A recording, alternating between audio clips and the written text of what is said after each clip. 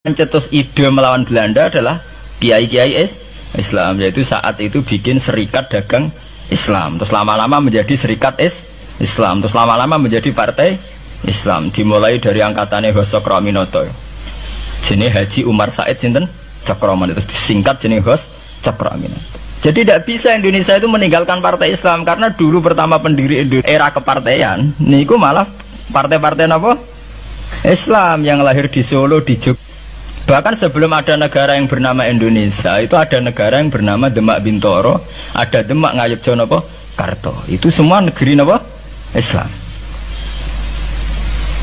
Ya paham. Sehingga secara kesejarahan kita tidak kalah sama tuanya Soekarnoisme atau Partai PNI. Dan sampai kan kita ini kan kayak dinabubukkan seakan-akan Indonesia itu dimulai dari Soekarno.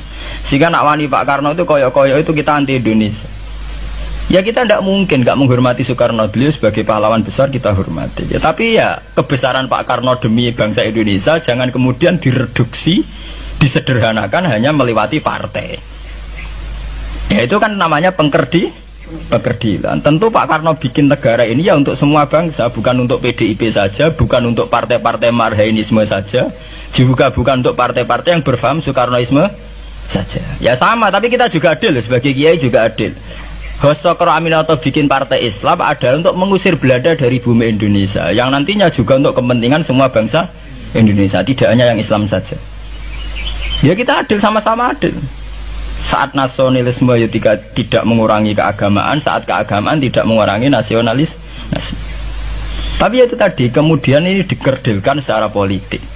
Di sawangannya nak wis duwete Pak Hasim Mbak Mega nasionalis religius itu sudah ditren. Angger duet senengane pasangan nasionalis sampai religius. Apa nak nasionalis terus wajib sholat?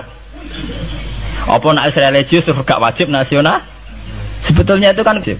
Apa kan wong Indonesia terus wajib sholat hanya karena atas nama nasionalisme?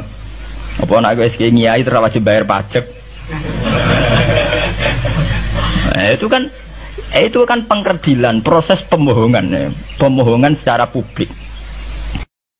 Proses pembohongan secara publik. Kowe dibodhokno, sedurunge bodoh itu kan itu kan repot. Namanya sedurunge bodoh dibodhokno nggih napa? Nurut.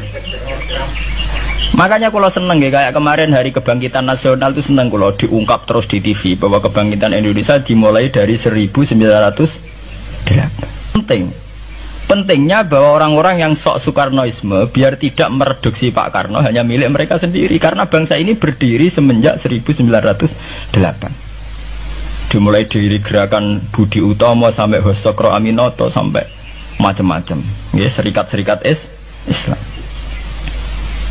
Tapi ini terungkap sausé tukaran. Jadi sebetulnya Presiden Gus Dur jadi Presiden Yasa karena Basim Asari berjuang sebelum tahun 45. Megawati Yasa ya karena beliau berjuang lewat bapaknya, ya sama semuanya sah. Pak SBY juga sah karena keluarga militer. Apa meneh dekne mantune Sarwaedi sing ra roh sapa? Perjuangane mertuane. Gak iso adol bapak ya adol mertuane. Pokoke sing dikena didol pokoke. Tapi artinya sama, kita secara sejarah itu sama. Kita sebagai santri juga tidak kalah sejarah. Karena berdirinya nasional udah lewat para kiai itu takokno sejarawan manapun. Kayak profesor siapa di UI, siapa saja profesor-profesor sejarah bilang bahwa awal kebangkitan Indonesia itu dari partai-partai Islam.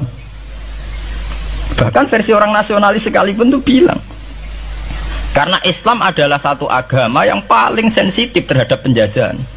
Karena Islam melahirkan satu paham jihad, bahwa ketika ada kolonial Belanda, wong Islam terinspirasi harus jihad. Sehingga lahir partai-partai Islam. Dulu yang dilawan tuh perdagangan. Ini kalau cerita sejarah, santri-santri sadar.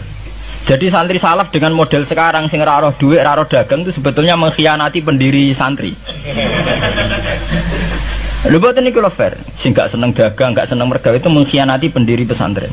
Sampai lihat sejarah, tahun 1908 itu namanya tidak SI, tidak Serikat Islam, tapi Serikat Dagang Islam. Karena para kiai adalah melawan dominasi Cina di Surakarta dan dominasi Belanda menguasai sentra-sentra perdagangan. Sehingga yang dilawan pertama adalah piye supaya kolonial gak menguasai aset-aset ekonomi. Sama takokno sejarah, cek versi kiai, cek versi buku, asal gak versi klenek. Itu pertama yang dilawan para ulama adalah penguasaan aset ekonomi oleh Cina dan Belanda, sehingga mereka bikin serikat dagang Islam.